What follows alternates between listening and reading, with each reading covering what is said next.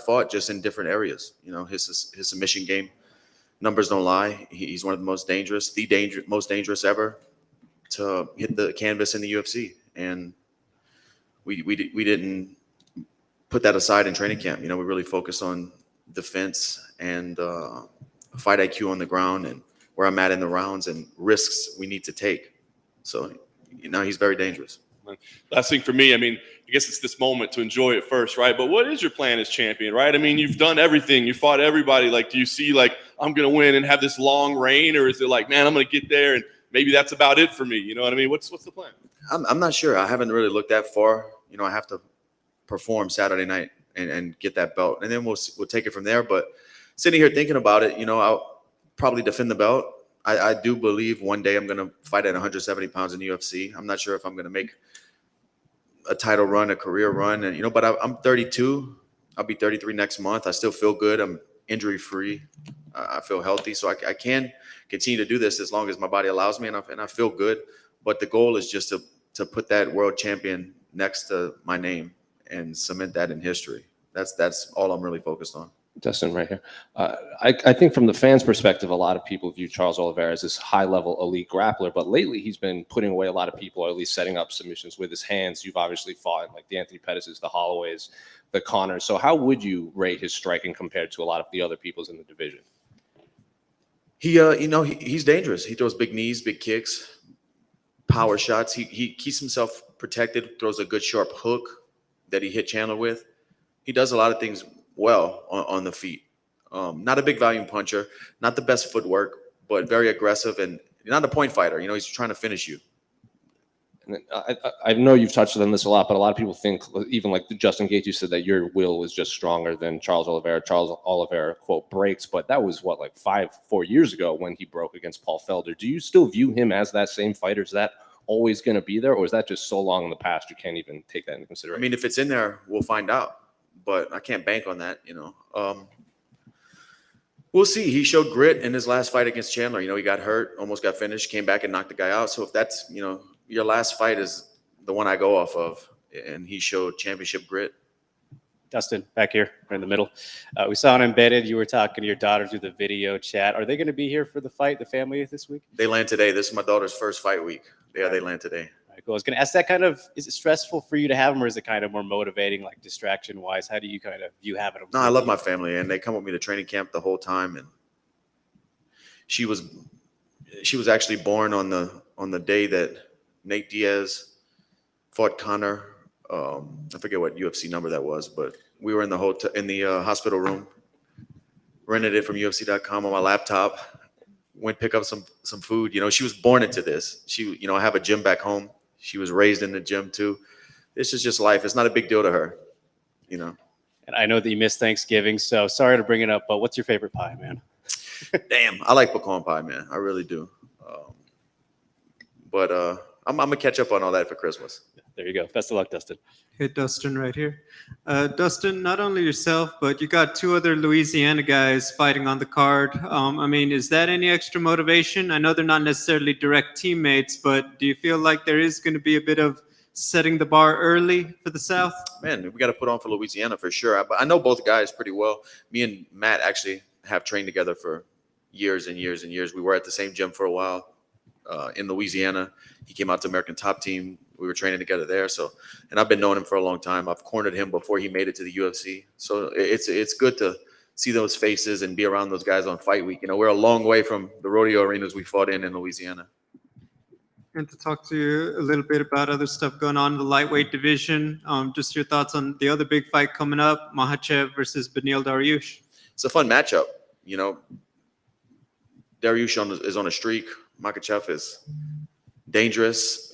We'll get to see how good his ground game really is when they hit the mat. Obviously his wrestling's really good, but Dariush is dangerous in all positions. It's a fun fight. The lightweight division I've said it over and over again, has been very top heavy for the last few years. And it seems like it's not going anywhere.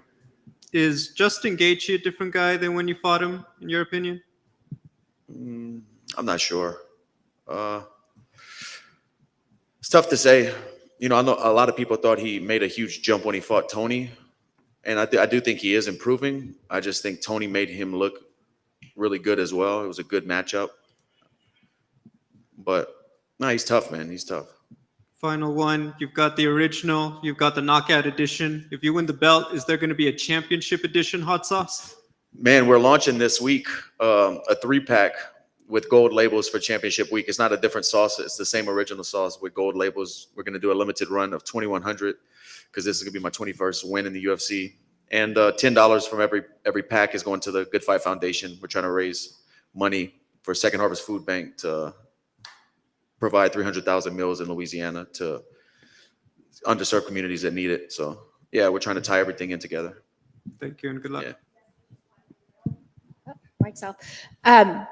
Your last 2 fights had a lot of kind of emotional buildup with Conor. How's this one different in terms of like your headspace for this particular fight? It's smooth sailing, not a lot of back and forth.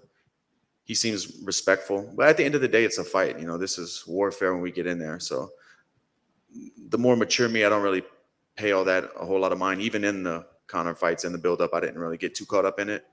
I don't really care about that stuff anymore. I know what matters. So even if this was a crazy back and forth verbal exchange, it wouldn't. When the bell rings Saturday night, it's gonna be the same result. Your wife was also involved in some back and forth. At least it got to her when you were fighting Conor. How's she doing with this particular fight? Is there a lot of relief in the house this time around? There wasn't any tension in the house before. Just like I said, when my daughter was born into this, my wife drove me to my first fight. I didn't have a car. She drove me across state lines to Arkansas, and I fought in a rodeo arena back in 2007, maybe.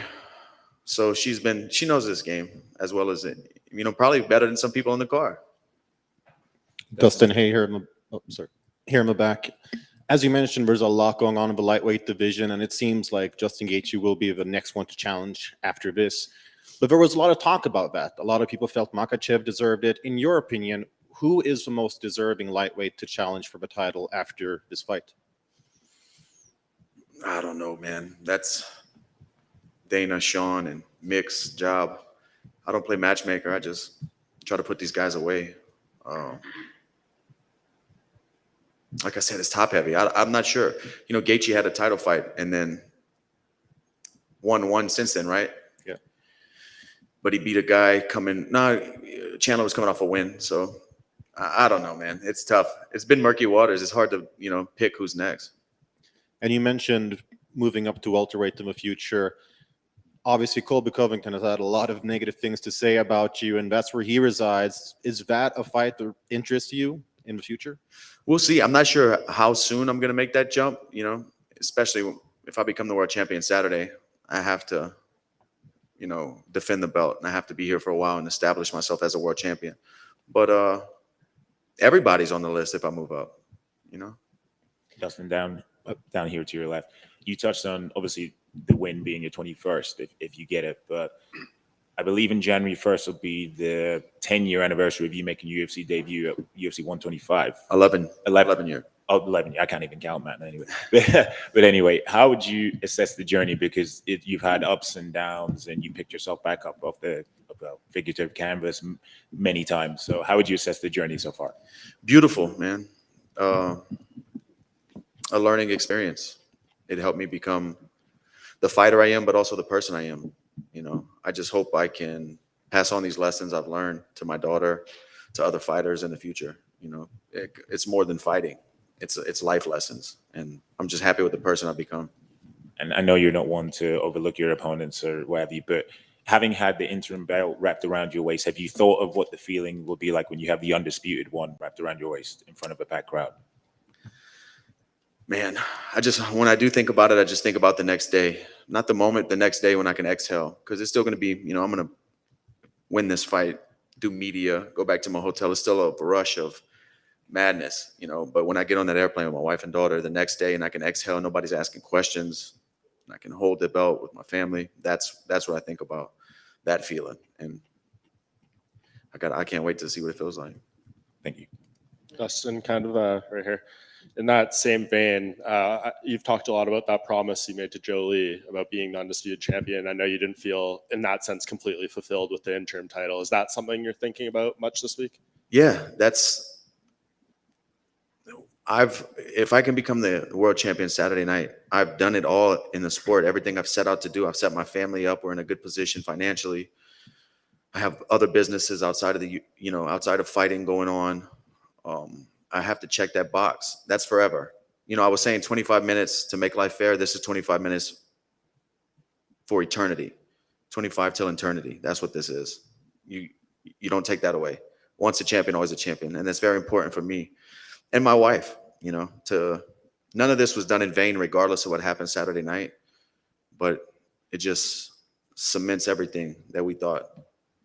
And last thing, I know you retweeted that graphic I put about the stats in this fight, most finishes, most wins, bonuses. Can you try to put into context, I know you're a fight fan, like the specialness and the uniqueness of this matchup between you and Charles? Me and Mike were just talking about it whenever that graph came out. We were sitting at the kitchen table, and I don't ever sit back and like reminisce or look at all the stats, longevity stats like that. But thinking about it is crazy because it doesn't feel like I've been doing, it's happened so quick. Even though it was 10 years, it happened so quick. It goes by so quick, and all the things you accomplish and add up and stack to the record books. I never sit down and look at it all, but to see that on the graph and to start looking, we started pulling up other records and stuff, and it's crazy, man. It's a good feeling. Yeah, Dustin, just one more back here. On the top, as I mentioned, the welterweight division before, the hottest rising guy there right now has got to be Khamzat Chimaev. Everyone's talking about it, and some people saying he's a future champ. Some people saying he's a little overhyped. Where do you stand? What's your opinion? I'm a fan. I want to, when he's on the card, I'm buying the pay-per-view or watching. It's exciting. That's what makes me want to watch, to find out if he's that guy, to see him compete. So, and I think the sport needs that. We need stars to stay to keep people interested. Not that they wouldn't be without it, but it's fun when you have a guy like that. Is this a real special person? And we're going to find out. And last one from you, then. You were on Hot Ones, and you went through some pretty spicy sauces. Did that in any way affect or inspire you to try some of your own super spicy sauces in the future? We launched a KO edition, and man, that's about my limit. That's about my limit that I can enjoy before it becomes like a gag gift. Anything that's too hot is like you're gonna use it one time to mess your friend up, and that's it. We'll see. All right, thank you. Thanks. Undisputed.